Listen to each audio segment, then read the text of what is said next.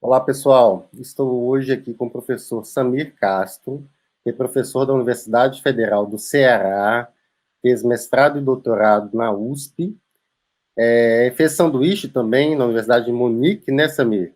Perfeito, Então, isso. teve várias orientações aí da fonte aí nossa, em relação ao modelo biopsicossocial, em relação à classificação internacional de funcionalidade e capacidade de saúde. E você é bem-vindo, tá, aqui conosco, de falar um pouquinho, né, do Rudas, da sua experiência com o instrumento, e vai ser muito importante essa conversa aí para os nossos estudantes aqui. Passa a palavra para você.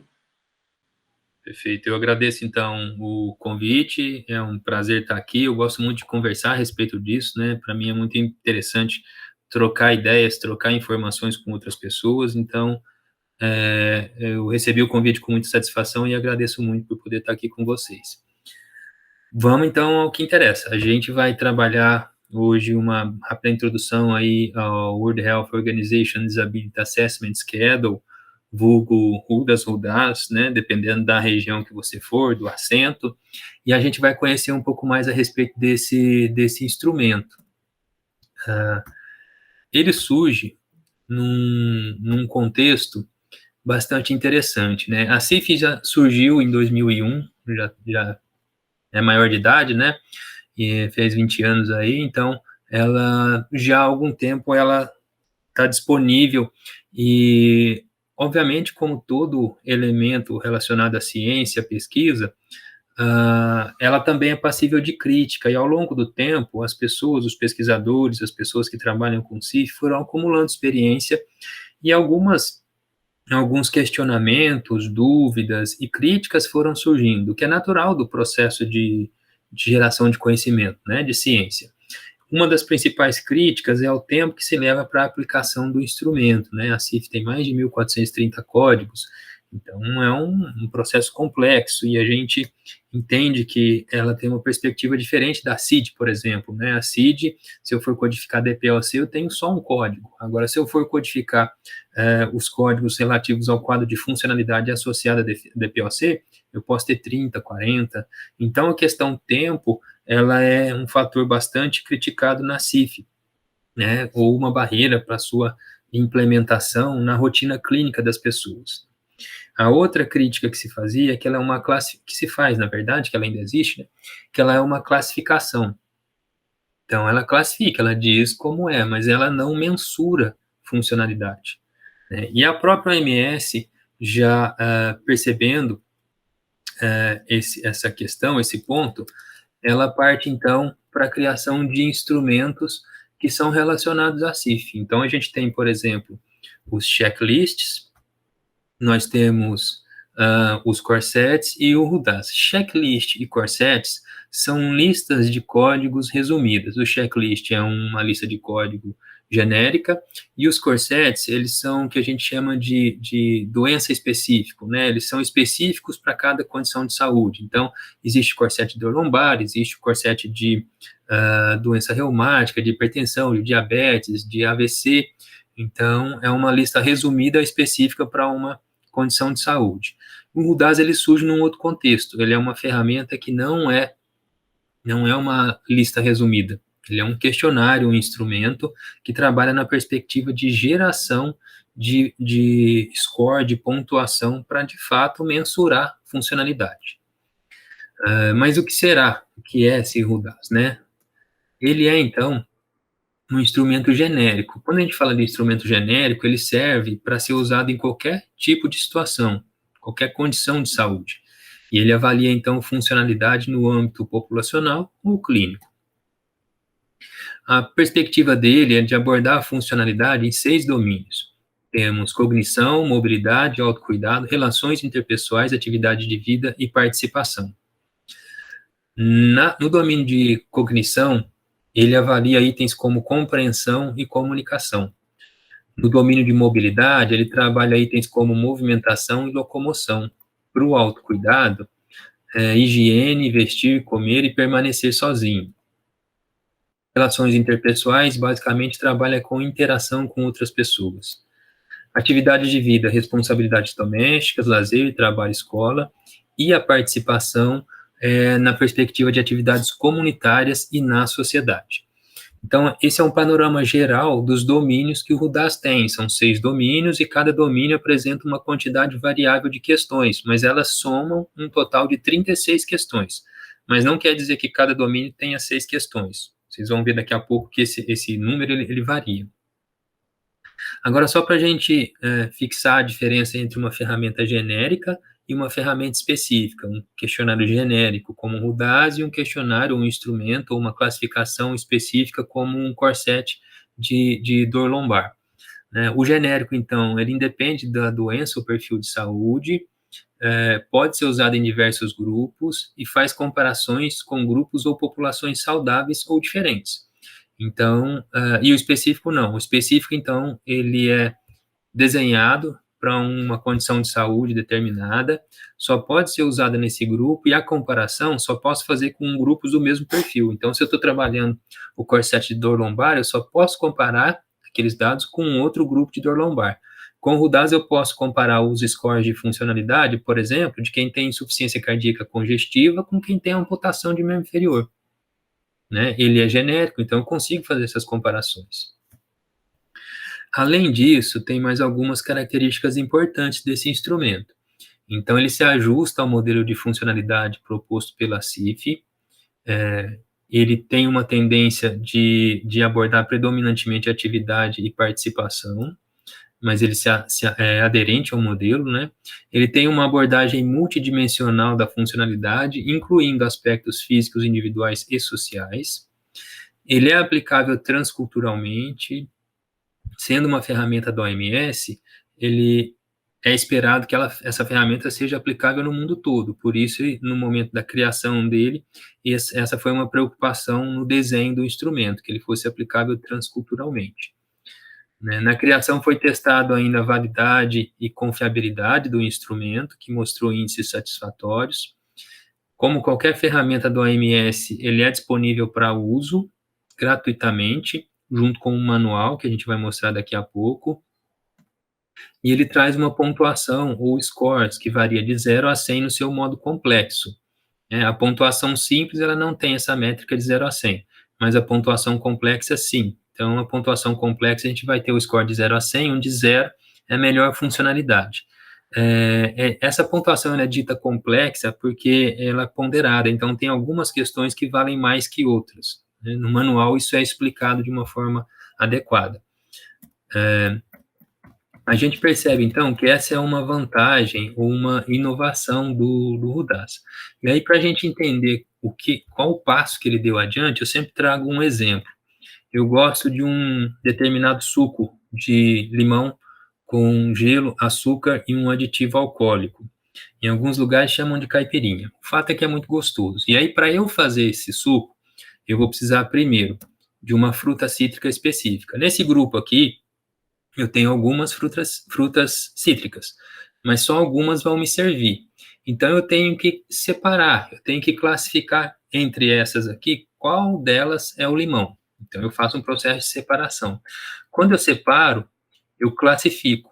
Isso aqui é mais ou menos o que a CIF faz. Ela diz qual domínio, qual código, tal, não comprometido, e separa, eu determino. Agora, o passo adiante vem quando eu avanço no sentido de quantificar. Tudo bem, eu tenho aqui 4 limões, né? 3 inteiros e um cortado.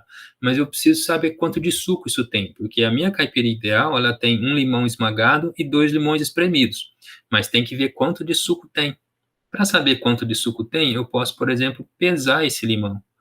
Então, eu vou saber quanto é de suco que ele tem. E aí me dá uma ideia, eu mensuro o suco. A mesma coisa quando eu penso na perspectiva de funcionalidade. A CIF consegue me dizer quantas pessoas ou quem são as pessoas que têm alteração de funcionalidade. Mas qual o impacto dessa alteração nessas pessoas, na vida dessas pessoas? Eu preciso mensurar. Classificar é interessante, mas não é suficiente. Se eu for pensar, por exemplo, na perspectiva de saúde pública, de saúde coletiva, eu preciso saber qual o impacto dessas alterações de funcionalidade na vida da pessoa. Então, eu preciso quantificar né, no domínio mobilidade, no domínio cognição, no domínio participação, e aí é nesse momento que o RUDAS entra. Ele é uma ferramenta que mensura, que mede e oferece uma métrica numérica para exemplificar isso, para a gente aferir funcionalidade. E aí o RUDAS ele oportuniza também uma coisa bastante interessante que a CIF já trazia, que a CIF diz que a funcionalidade e incapacidade. Vou fazer uma vírgula aqui, dizendo que a gente está trabalhando esses conceitos dentro do escopo da CIF Brasil. Então, a CIF diz que funcionalidade e incapacidade, elas não são termos opostos e justapostos. Elas são termos complementares, de forma que nunca uma pessoa vai estar completamente, com a sua funcionalidade completamente preservada, e se ela estiver completamente incapaz, ela está próxima ao óbito.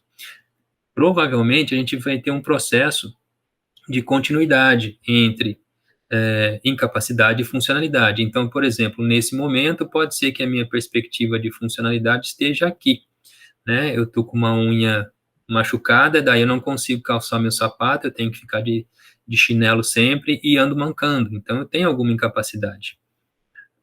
O RUDAS vai me ajudar a medir isso, mensurar. Suponhamos que aqui pode ser, não sei, talvez 70. E aí, com o tratamento, eu posso deslocar isso para cá e eu melhoro muito o meu perfil de funcionalidade. Certamente eu nunca vou ficar 100%, né? Mas eu melhoro muito esse perfil. E isso é bastante interessante, porque percebam que a gente pode usar essa ferramenta para o acompanhamento clínico do nosso paciente. Eu avalio esse paciente no começo na avaliação, no começo do tratamento, né? E depois, nas avaliações periódicas, eu vou acompanhando a evolução desse paciente numericamente pelo RUDAS. Então, é bastante interessante. Uma coisa que eu queria dizer é que, assim, muita gente pergunta, quando eu falo de RUDAS, viu, mas como é que é o ponto de corte? Quando é considerado pessoa com deficiência, né? Eu digo, olha, apesar da literatura trazer estudos que fazem categorização dos scores do RUDAS, eu não recomendo que isso seja feito, porque ele foi desenhado, né, para produzir um score contínuo de 0 a 100. Então, não faz sentido estabelecer um ponto de corte, porque é altamente discutível isso. Vai ser baseado no quê, né? Tanto é que a gente acabou de publicar um artigo dizendo qual é a melhor forma de usar o score do RUDAS. A gente usou modelos estatísticos para verificar qual dos modelos apresentava os melhores parâmetros, né? E aí pegou a variável contínua, a variável dicotômica, 3 categorias e por quartis. E os melhores parâmetros são sempre da variável na sua versão numérica, porque essa ferramenta não foi desenhada para ponto de corte. A gente tem uma outra ferramenta, que é o Model Disability Survey, MDS, que esse sim, ele foi desenhado para ter ponto de corte. Então, esse a gente pode falar em ponto de corte, mas é uma outra abordagem e ele trabalha na perspectiva populacional. Vamos adiante. Como é que o RUDAS surgiu? Na verdade, ele surgiu já quase junto com a CIF. E aí houve um grande período de trabalho, porque foram 10 anos de trabalho. Ele foi publicado em 2010. Se a gente retroceder, né, a gente vai entender que quando a CIF surgiu, já estavam pensando nele. O que aconteceu? A OMS estimulou, por um projeto, né, um grupo de pesquisadores a trabalhar no desenvolvimento desse instrumento. E aí eles pegaram todas as ferramentas, questionários que trabalhavam funcionalidade que já existiam e foram agrupando as questões. E aí começaram a agrupar as questões por domínios. Daí que surgiram os 6 domínios. Então, ao longo de 10 anos, não existia internet, né, a velocidade das coisas era diferente. Então, ao longo de 10 anos, eles trabalharam nessa criação do questionário, na seleção das questões, no trabalho do layout do instrumento e na fase de campo, né, de teste de campo do instrumento. Isso durou 10 anos, foi um financiamento da OMS, com o Banco Mundial, e envolveu muitos profissionais em boa parte do mundo. E aí, é interessante a gente ter em mente que o RUDAS tem uma diferença entre checklist e corset. Aqui são, então, listas menores derivadas da lista de códigos da CIF, e o RUDAS não, ele é um questionário com 36 questões que foi acomodado no escopo do modelo da CIF. Então, ele não tem código, ele tem questões, perguntas. tá? Ele não vai ter essa lógica de trabalhar com código, ele é um instrumento que tem perguntas. E aí, na sua criação, a OMS trabalhou com a perspectiva de complementaridade entre funcionalidade e qualidade de vida. O RUCOL, que é um instrumento de qualidade de vida da OMS, que é bastante conhecido, né, serviu de base para trabalhar a estrutura do RUDAS. Então, vocês vão ver depois que a lógica é a mesma. Questões, domínios, o score de 0 a 100, o RUDAS tem domínios tem score por domínio e também tem um score total. Então, a lógica é muito parecida com a lógica do RUCOL. Eles mantiveram mais ou menos a mesma estrutura. Só que tem algumas diferenças na estratégia de abordagem. Então, por exemplo, o RUCOL pergunta em que medida você acha que sua dor física impede você de fazer o que você precisa, e o RUDAS pergunta, por causa do seu problema de saúde nos últimos 30 dias, quanta dificuldade você teve em cuidar das suas responsabilidades domésticas. Então, a gente tem aqui no RUCOL, na qualidade de vida, uma perspectiva mais subjetiva, e aqui a gente tem uma perspectiva mais direta e objetiva, né? Um trabalha na percepção da pessoa e outro trabalha no que a pessoa realmente faz. Aqui tem outra questão, o quão satisfeito você está com sua vida sexual? Satisfação. E o RUDAS, ele traz, nos últimos 30 dias, quanta dificuldade você teve em ter atividades sexuais? Então, a pergunta é objetiva. Essas linhas de abordagem, elas vão acontecer nos dois instrumentos, e elas são marcantes e tem que ser diferentes para os dois, né? O RUDAS, ele tem formas e versões e métodos diferentes de administração. Então, a gente tem a versão mais longa, que é de 36 itens, a versão mais curta, que é de 12 itens, e a gente pode pensar, puxa, mas qual a diferença, né? Se tem 36 e 12, por que não usa uma, não usa outra? A versão de 12 itens, ela é capaz de pegar 80% do que a versão de 36 itens pegar. Então, por exemplo, se eu coleto informações de 100 pessoas, de 1.000 pessoas, com de 36, e ele detecta 100 pessoas com alteração de funcionalidade, se nessas 1.000 pessoas eu aplicar o de 12 itens, ele vai detectar só 80. Obviamente, diminuir de 36 para 12, eu ganho muito tempo, né? Então, dependendo da rotina clínica ou do objetivo de pesquisa, pode ser interessante usar o de 12 itens, né? Então, são ferramentas diferentes. E aí foi criada uma versão de 12 mais 24, que é uma estratégia bastante interessante. O sujeito vai respondendo todas as perguntas do 12. Se houver alteração em alguma, abrem mais questões. Se não houver alteração em nenhuma dessas 12, encerra o questionário e segue. Agora, aparecer alguma alteração, vão abrir mais questões referentes àquele domínio. Então, é uma alternativa bastante interessante para trabalhar essa perspectiva de tempo. O instrumento, ele pode ser auto-administrado, ou seja, o sujeito pega o questionário e vai responder. Pode ser aplicado por entrevista, né, face a face ou por telefone, e ele prevê ainda que pode ser aplicado para o proxy. O proxy é aquela pessoa que está muito próxima do paciente, que é o parente mais próximo, o cuidador contratado, mas ele pode responder pela pessoa. Esses em casos de dificuldade de compreensão, algum tipo de dificuldade de comunicação, né, é possível que se aplique isso. Agora, é muito importante que a gente tenha em mente que, com exceção dessa versão proxy,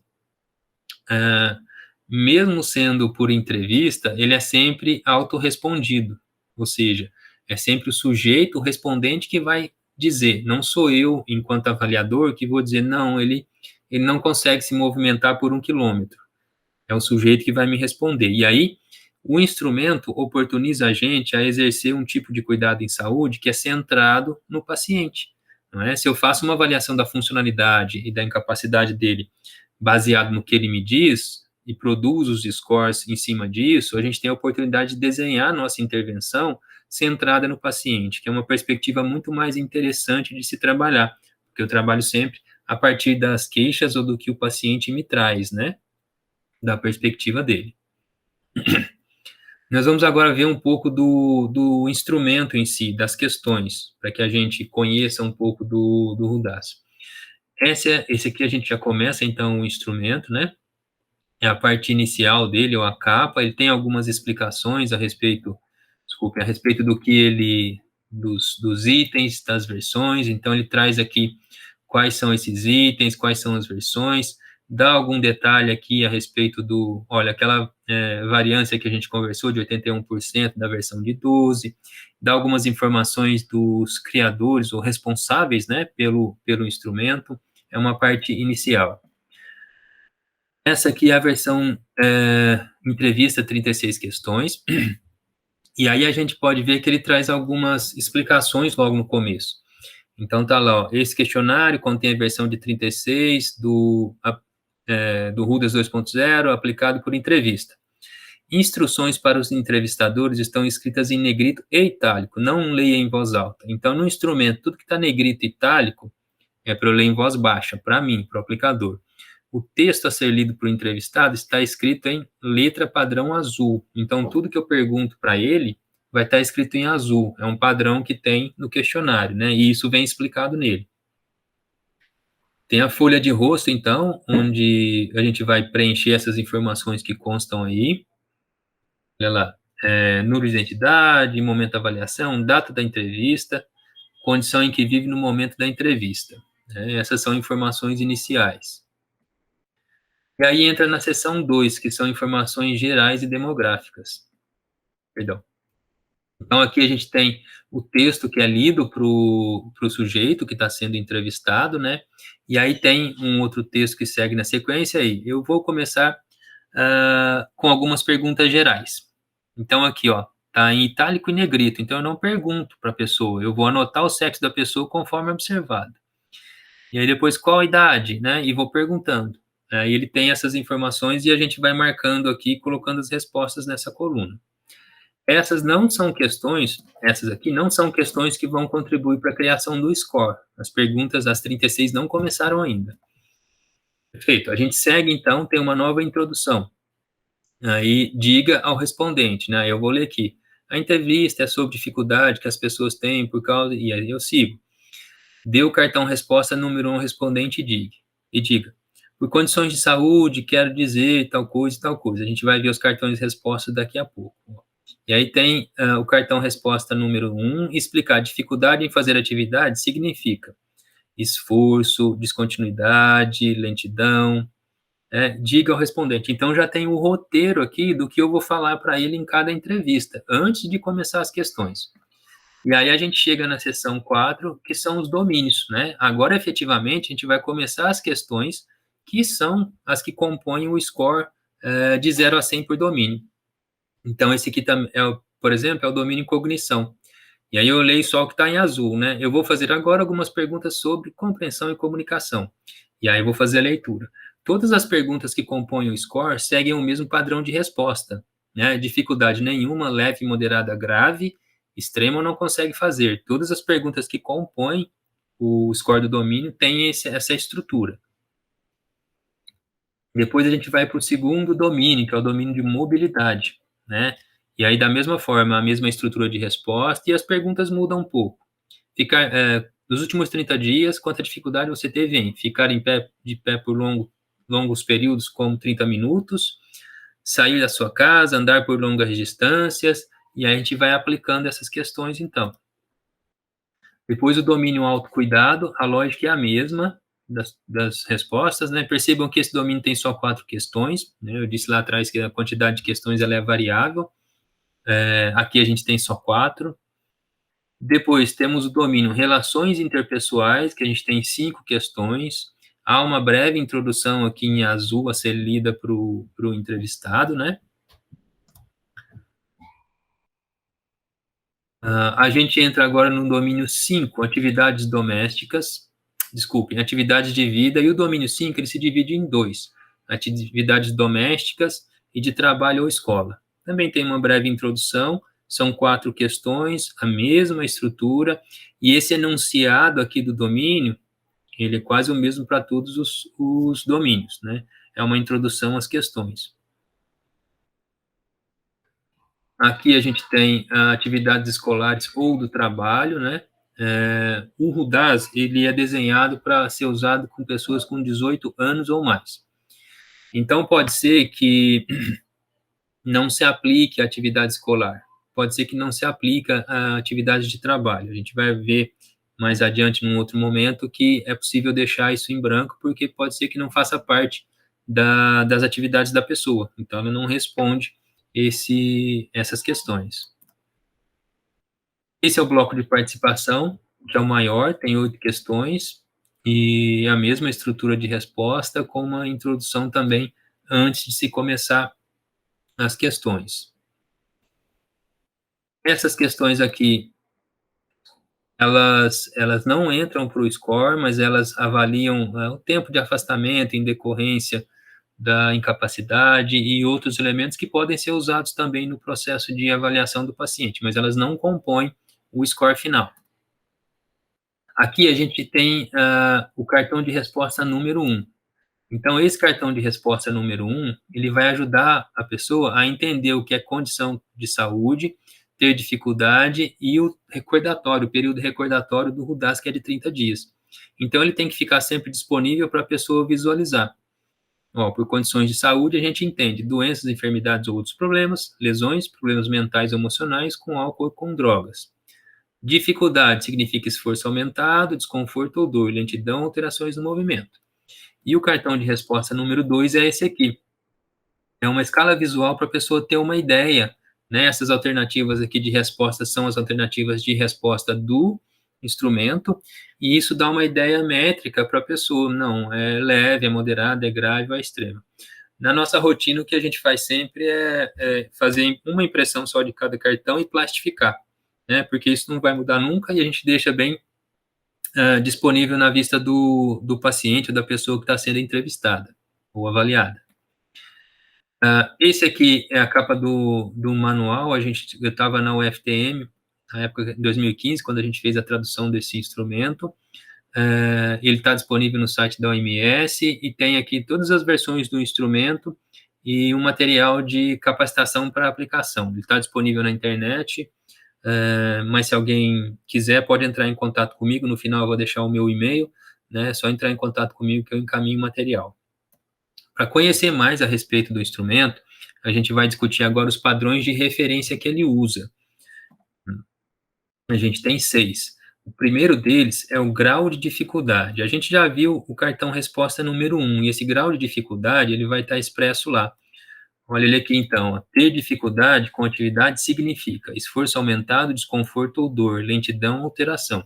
Esses padrões de referência, eles vão reger todo o processo de aplicação e de pontuação. Então, eles são centrais, por isso é bom a gente conhecer esses padrões. Então, o padrão de referência número 1 é o grau de dificuldade. A gente tem o cartão número 2, que coloca esse grau aqui, de nenhuma dificuldade até extremo não consegue fazer. O grau de referência número 2 é que ele é decorrente de condições de saúde.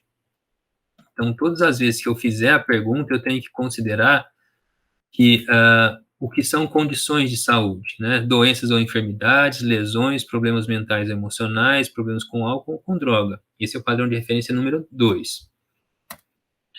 O padrão de referência número 3 é o período recordatório dele, que é de 30 dias. Então, né, ele está bem descrito aqui no cartão número 1.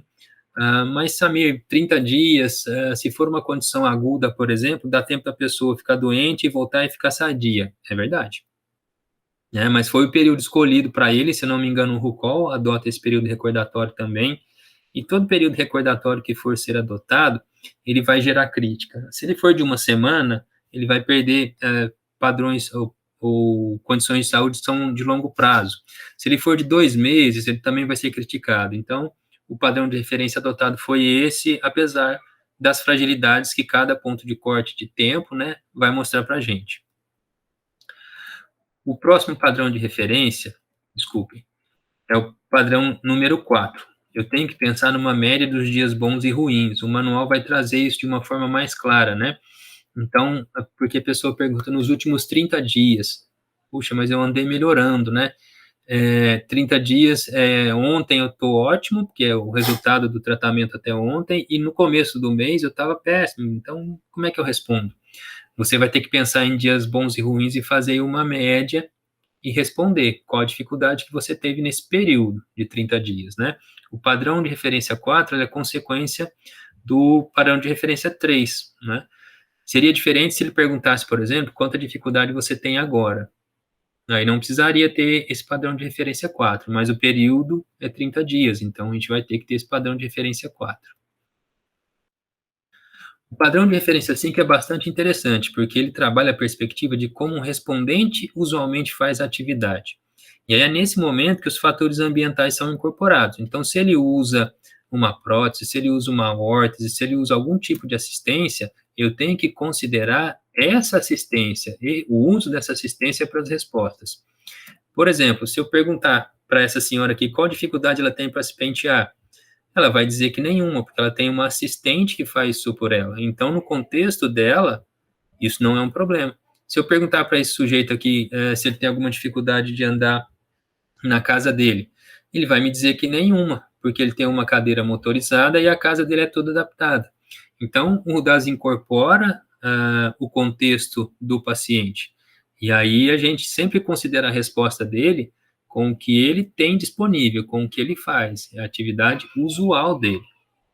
Se a gente for para o conceito da CIF, a gente vai entender as diferenças de capacidade e de desempenho, né? E aí a gente vai entender o que, na verdade, o RUDAS avalia. O último padrão de referência é o padrão de referência número 6. Itens não experimentados nos últimos 30 dias não são pontuados. Mas como é isso? Perceba, o RUDAS ele quer saber o que a pessoa realmente faz. O que é diferente de uma atividade que a pessoa gostaria ou pode fazer, mas não faz realmente. Olha só, por exemplo, quanta dificuldade você teve em andar por longas distâncias como por 1 quilômetro? Ele pode ter nenhuma dificuldade, dificuldade moderada, ou pode ser que ele use o carro para ir ao banheiro, que ele não vá na esquina sem carro. Então, ele não anda 1 quilômetro nunca na vida dele. Então, essa resposta para ele não se aplica, né?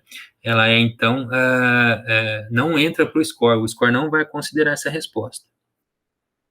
De uma maneira geral, então, esses eram os padrões de resposta que o RUDAS traz, que ele apresenta. E aí é bastante interessante a gente ter isso em mente para entender um pouco da abordagem que ele faz da perspectiva de funcionalidade, né? Esses padrões de referência acabam sendo condições para aplicação. Eu só aplico, ou caso aconteça isso, eu vou responder dessa forma, né? Então, são linhas indicativas de como ele deve ser aplicado. Eu falei antes para vocês de pontuação, e aí eu queria falar um pouquinho mais agora. Existe a pontuação simples, onde você soma simplesmente os valores das respostas de cada questão e chega no score do domínio. Obviamente, esse valor vai variar em cada domínio de acordo com a quantidade de perguntas que tem. Então, se o domínio tem 6 perguntas, a gente tem 5 alternativas, 1, 2, 3, 4, 5 é o valor delas, então, num domínio, a gente vai chegar no máximo 30 pontos, se forem 6 questões. Se forem 4, a gente vai ter 20 pontos, né? Enquanto que a pontuação complexa, não, ela normaliza todos esses scores com uma pontuação de 0 a 100, o que facilita a compreensão, né? E ela é complexa e ponderada, porque ela valoriza mais algumas questões e algumas respostas dentro dos domínios. Isso tudo está descrito no manual para a pontuação, né, do instrumento. Inclusive, lá no manual tem uma rotina do SPSS que foi oferecida para se calcular esses scores complexos, né?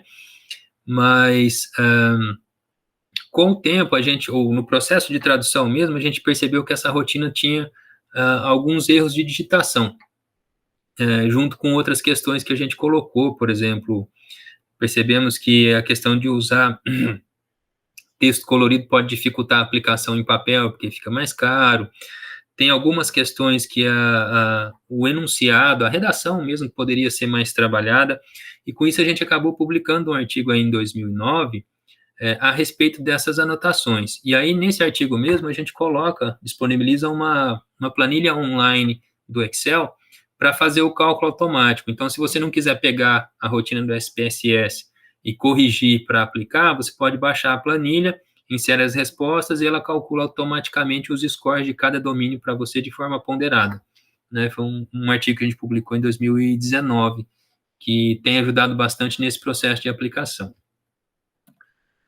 Pois bem, chegamos ao final dessa atividade, então. Eu acho que eu cumpri com a minha proposta de apresentar o RUDAS de uma forma resumida para vocês. Vocês já conhecem aí a cara dele, já sabem para que ele é usado, como ele funciona, a estruturação dele enquanto produção de scores, né, de pontuação. Eu deixo aqui para vocês o meu e-mail, fico à disposição para qualquer dúvida, apoio, estou para esclarecer e ajudar no que vocês precisarem. Eu gosto muito de falar a respeito disso, de discutir com outros profissionais, saber, conhecer outras experiências, compartilhar nossas experiências aqui. Aproveito também para divulgar o nosso arroba aqui, é um grupo que a gente tem aqui no Ceará, né, Funcionalidade de Saúde Pública no Instagram. A gente sempre divulga artigo, informações interessantes, então sigam, compartilhem, critiquem, enfim, gerem engajamento em cima desse material que a gente disponibiliza lá. Vai ser um prazer tratar com vocês também no ambiente virtual. Excelente, professor Samir.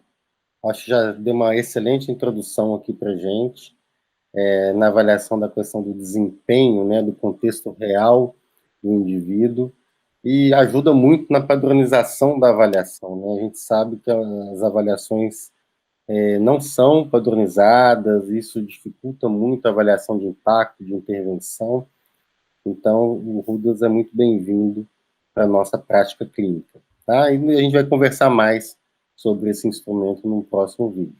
Até mais, pessoal.